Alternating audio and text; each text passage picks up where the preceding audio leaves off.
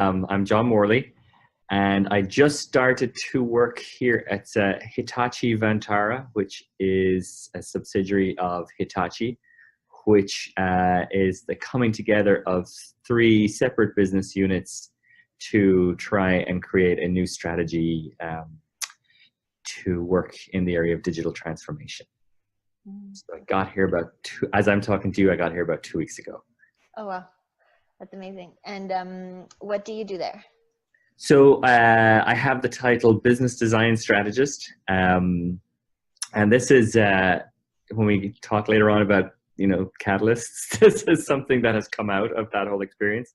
Wow, that's amazing. So basically my role here is to look at the emerging strategy. I work for the CTO, and it's to look at how we can catalyze the organization to move forward into embracing digital transformation and exploring the new. So I work across the product group, working with sales, working with design team, working with customers, just to try and get everybody moving in the right direction. What does a catalyst, like you're saying, like you're catalyzing the organization, what does catalyzing organization mean to you? What does a catalyst mean to you? I mean, literally, I call myself sort of a wheeler dealer. I kind of go around and find what people are doing and turn stones over and see what's going on, and then sort of say, "Ooh, there's somebody over there that you should go talk to, and what is this, and what are we looking at, and is there an existing framework that we can use, or do we have to come up with a framework to describe this, or where does it fit?" So it's a little bit of, it's quite ambiguous actually most of the time, but it's fun. It has its own logic. I totally can empathize. I feel I'm like nodding enthusiastically because I'm like, yes, I feel like I'm like that too, to see. Oh, like, absolutely. I want to ask you that at the end too. I'm curious about what, what made you jump in, Definitely. Definitely. So what do you think is like the key attribute that you have as a catalyst? I think I have a pretty good ability to look down on activity, let's say from 50,000 feet, and see logical connections within a framework. I'm trying to get better at understanding what shouldn't go into that framework, but I'm pretty good at understanding where there are likely good connections to be made. I mean, this is amazing. And you got there 2 weeks ago. Can you tell me how you got there? Yeah, I mean, this is to one extent you couldn't make this up. I spent 14 years working with what is actually a competitor to this company, EMC, and we had done some pretty interesting things there, which I now know would typically be sort of catalytic work. And one of the individuals that I used to work alongside there was the head of data science. And I left there about 4 years ago, and we just stayed in touch because I used to say to him, "Oh, we're doing this now," or "We're looking at this now," and he was always interested. So every so often I would buy him a coffee and a Starbucks donut and tell him what was going on. And he called me about 3 months ago, and he said, "I'm going to switch over to Hitachi, and I want you to come with me." And literally the words he said to me, he says, "I just want you to do what it is you do," and that was it. So that was pretty amazing. Oh my God, that's amazing. Yeah. That's amazing. Yeah, good. So, however, trying to do it is a whole different ballgame. Yeah. And so you attended the Catalyst retreat, Constellations retreat last year. Yes, in earlier this year, actually, the February. Oh, early this year. Sorry. Yeah. Yes. What led you to attend? So for the last about, I would say 2 years, I had been doing a mixture of working for myself and taking on contracts where I could. And one of those was an opportunity to spend some time working with Shannon. And holy cow, I saw and learned so much in a very brief time of sort of working within her orbit that it just changed my perspective utterly on what was happening in sort of the innovation space. And one of the days that we were chatting, she said to me, she said, "I have this friend Tracy, and we're very interested in the whole network of people. And it's, you know, we're thinking of putting something together, and would you be interested? And I was like, absolutely, I would be interested in, and felt very fortunate that actually I was on their list of people to talk to. So yeah, so that's how I discovered it. And the more I learned about what they were thinking of doing, the more it fit entirely with my mindset. And also, I realized that there was a huge ton of learning to be done in a very short period of time, which was great, because you don't often get that opportunity. And were you attracted to the retreat for any specific, like what did you go into the retreat thinking that you would gain? Any expectations? Like, what were you? I think for me, I was lucky I think there were about 18 people on the initial retreat, and I already knew about 5 of them. So these were really good people that I'd say I would have felt very safe going to and sort of saying, you know, I'm seeing these things and I'm really sure, what do you think, and how might we do this and that and the other, and the opportunity to actually say, oh, I can spend 2.5 days in a quiet location with 18 people like this, where the whole purpose of it is to go and sort of understand how we can help each other and what we can learn from each other. That for me was a no-brainer, because I sort of came across design thinking and innovation by accident, in that we were doing it without realizing what we were doing, and we were being stopped for all the reasons that sort of creative people maybe usually get stopped, and I didn't really understand how to handle or manage that. And then suddenly to be presented with this opportunity to meet with a group of peers who had dealt with various parts of these challenges and could, you know, collaboratively guide us ourselves to understanding more. I mean, I don't think it gets much better than that. You mentioned that the retreat had been a significant accelerator for you. In what way? So in one way, it was about learning from your peers, and or connecting with them. How else was it a significant accelerator for you? I think actually there's 2 elements. There's a structural element to it, and then there's a human element to it.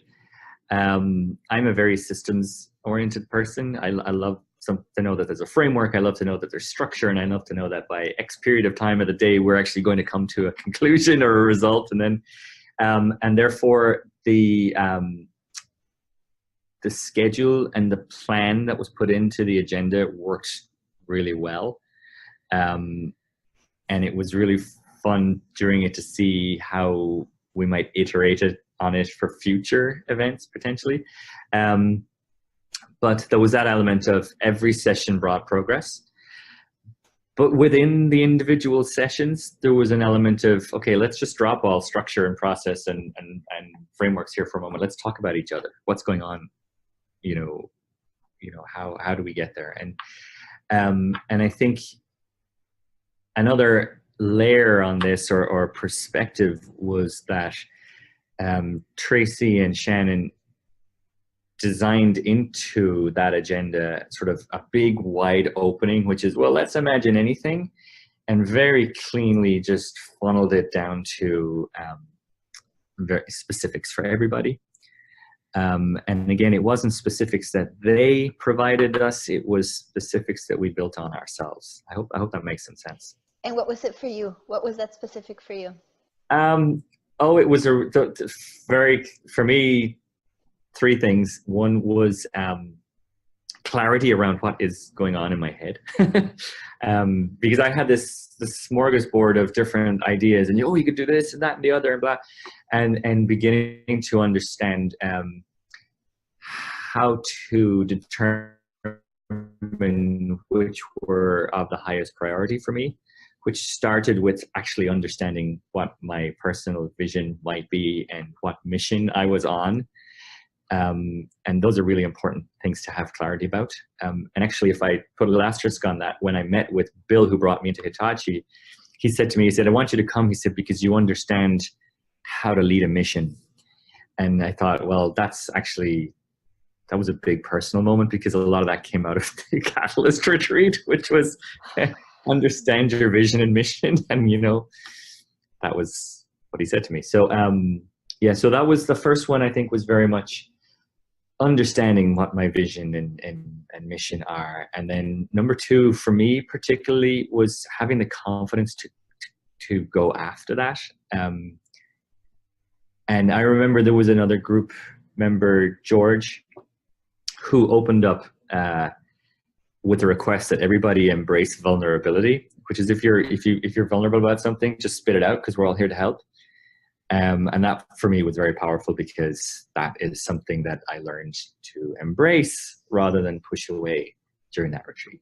That's amazing. So, yeah, it's and subsequently, I would say, Paula, in talking with Tracy, it's amazing when you look at things like bias and how we're very biased against ourselves a lot of the time. A very powerful element of that retreat is give yourself time, and cut out the noise. And I think we don't allow ourselves to do that. Because we tend to be sort of high energy and pushing all the time, we forget to give ourselves a break. Yeah. And everyone around us. Yeah. Definitely.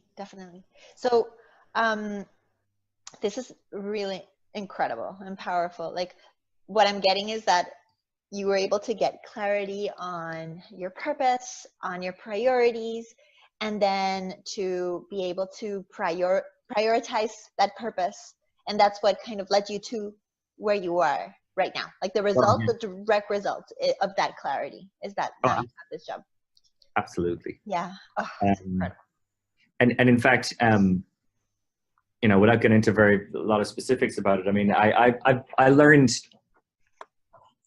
I think I've always valued people, and I always value what people will share with you. And I've spent a lot of time trying to work on myself to get myself to where I want to be, and to understand where I can feel I'm being productive but also happy. And that really catalyzed for me at that weekend, which was what I lacked, was a vision. And I will say to you, it's funny, I'm not somebody who typically does yoga or meditation. And I will tell you that when it came to the yoga sessions, I know they were really good, but I stepped out of them and went for a walk with a friend of mine who felt the same. And it didn't matter, because we took the spirit of that through a walk on the beach and then back into the room where everybody was refreshed. And the thought to meditation was, and I said this to Tracy, and she was good enough to send it to me. Tracy on the Sunday just before we wrapped led a meditation, and I asked her afterwards to send it to me, because it wholly catalyzed my experience for that weekend and how it would take me. So I still have that, and I still refer to it. Amazing. What was it that changed in you when you heard it, or catalyzed the weekend? How did it? Oh, I felt a real affirmation in what I had been thinking. What were you thinking? Well, a lot of it was very, I would say, fairly straightforward stuff, which was, these are the things that make logical sense to me. I've just received affirmation from a whole range of really interesting and fascinating peers, and I'm being sort of led to this perspective, which is it's okay to stop and think about this and re-energize and reaffirm. And it comes to me almost to a kind of a mindset, which is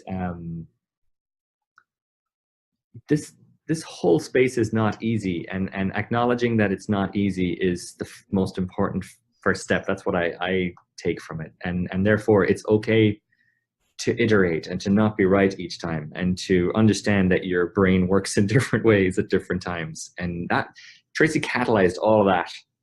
I keep using the word catalyze, but I mean that there you go. That's what it's about, right? So that's what it's about. He brought that all together right at the end. And it's funny, I would add that Tracy and Shannon are a very compelling and interesting double act. They're so completely different, and yet they're so utterly complementary that I can't I'd have to think long and hard, but there's a real energy that flows between them. And then, you and like Tracy's sister, they've built this little network of people that are hugely complementary, and it works. Definitely. And so something that I've been keeping hearing about you is like, okay, it's okay to stop and think. It's okay to stop. And that was one also of your key, like significant accelerators, that give yourself time. Mm-hmm. What has that meant for you now that you're out of the retreat? How are you applying that back to you? I'll give you a direct answer to that in 1 second. First of all, I would say to you, it doesn't get any easier. It just gets less stressful because I will say your slow brain kicks in and says, calm down, take a moment to think this through. Are you just more aware of it? Like I'm very much more aware of it. I'm much more aware that when you're in a high pressure situation and somebody is jamming on looking for results, and we need this, we need that, we need the other, I've definitely become sort of more aware and more confident of saying, hold on a second, it will help us in the long run to think a little more slowly about this. And then learning from new colleagues and colleagues I had just finished working with, who say, well, that's okay if you want to tell me that, but you need to frame it in these business terms, or in, because it's the end of quarter and we need to do it. So that's all fine. I can handle that. But it's just buying myself that space to say, here's how we can really realize something new. But we got to think it through. What kind of value is there to gain from meeting catalyst to catalyst beyond the technical aspects? Oh, I think it's the personalities and the characteristics. So what I mean by that, I met some people who I would say are very comfortable in their own skin. It in terms of how they've, trying to articulate this better. I met some people who I think have done extremely well in their careers, and some people who are starting off in their careers but have a very, when I say it in a good way, confident perspective. And what I particularly liked about this group of people is that there was no arrogance. These were people who were confident and comfortable in what they do because they were true to themselves. That was very powerful for me, because I've worked in a lot of what you might call type A environments, where you got to wade through a ton of arrogance to get to what's actually going on. Here, I had people who were successful by actually observing and listening and engaging. There was one individual who said something to me, which was a standout on the first night. We were having this great sort of barbecue outside under the stars. It doesn't, it was pretty good. And he just came over after a while of chatting, and he said, I love your energy. And that was hugely powerful for me, because that was probably the first time anybody had said something like that to me. And I thought, wow, like that's, I don't even know how to process that other than wow. And the next morning there was a lady from a completely different background who just talked me through some of the challenges that she was going through as a leader of a large IT organization. And I'm kind of thinking, I'm listening. And anyway, at the end of it, she said to me, it's been really helpful to talk to you. And I thought, I didn't do anything, And I suppose where I'm going that is just, it was so refreshing to meet with so many people from so completely different backgrounds and personalities and nationalities and all sorts of things, and realize that there is this common thread of humanity that runs through us all. And I think George summed it up best at the start by saying, let's just all go and be vulnerable, because it opens the doors. Yeah. And that doesn't mean that you walk in and say, oh, here are all my troubles. It just means I'm open as much as I possibly can to listen and respond, but also listen and hear what you have to bring to me. And I would add to that, I talked earlier a little bit about the funnel that runs through. there's a mechanism they have for going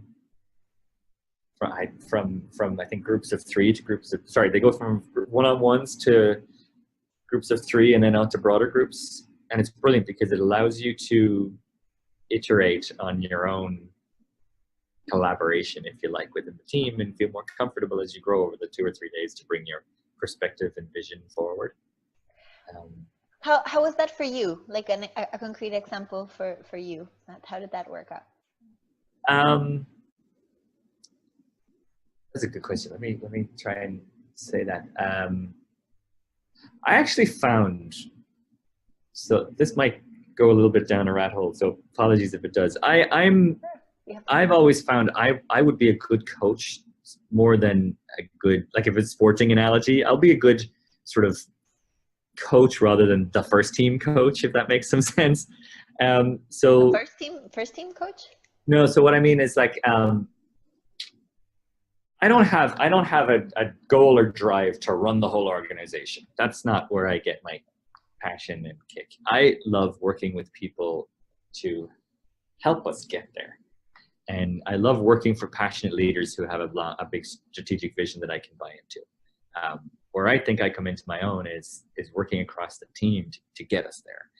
And therefore, to answer the question, what I found was as that process evolved over the day at the Catalyst retreat, I really enjoyed, I suppose, becoming more aware of how my skills supported. I should say at this point, sorry, we were working on particular, like say, projects, right? So we would come up with a project that we were pursuing, and it was, so let's brainstorm about it, and then let's ideate about it, and then let's consider what might be feasible, and then let's go make a pitch, right? So sorry, this will be hard to untangle afterwards, Paula, sorry.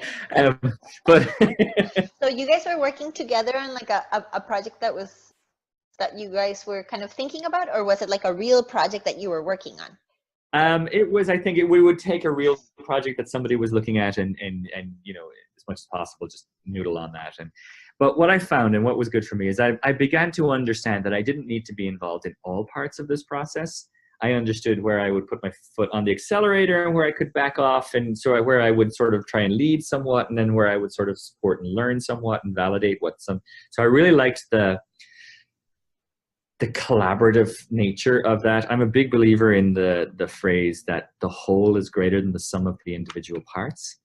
You know, so sometimes you add a little more pepper and sometimes you add a little more herbs, and you know, so I like that in the process.